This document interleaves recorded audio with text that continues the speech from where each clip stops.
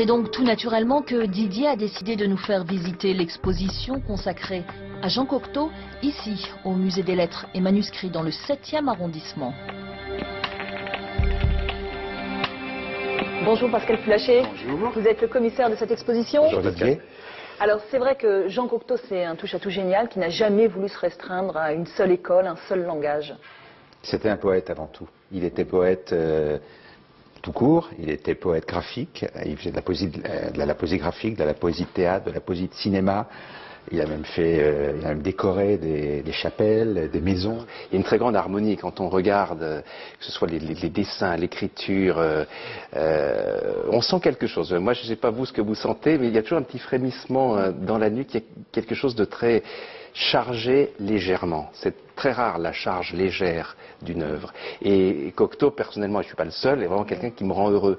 Lire Cocteau, voir Cocteau, toucher les objets Cocteau, c'est assez magique. Il était obsédé par son physique, Jean Cocteau. Ah oui, oui, il se détestait, il n'aimait pas son physique, il ne se supportait pas. D'où ce besoin de se métamorphoser et de renaître sous d'autres formes.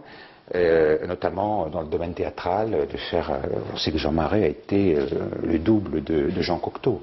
En fait, c'est ni plus ni moins son double. C'est quoi l'essence de Cocteau? Qu'est-ce qui reste? On peut plonger à n'importe quel moment ou être attiré subrepticement par l'univers de Cocteau, on va y reconnaître quelque chose de soi.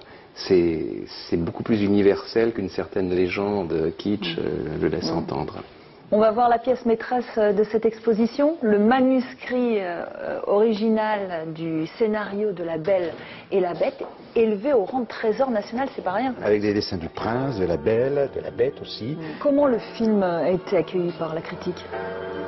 Assez mal parce qu'on estimait que les dialogues, il n'y avait pas de dialogue, il n'y avait pas assez de dialogue et que c'était un peu mièvre. Voilà, les critiques ont été donc assez virulents vis-à-vis de ce film. Pourtant le public était au rendez-vous. Le public était au rendez-vous. C'est un film qui a très bien marché, qui a remporté d'ailleurs le prix Louis de Luc, mais les critiques l'ont une nouvelle fois éreinté, mais je crois que c'était malheureusement... Au début, et puis après, comme toujours, comme très souvent les précurseurs, il y avait un peu d'avance sur la critique, sur l'inconscient collectif, et le public est allé plus vite. L'amour peut faire qu'un homme devienne bête. L'amour peut faire aussi qu'un homme laid devienne beau.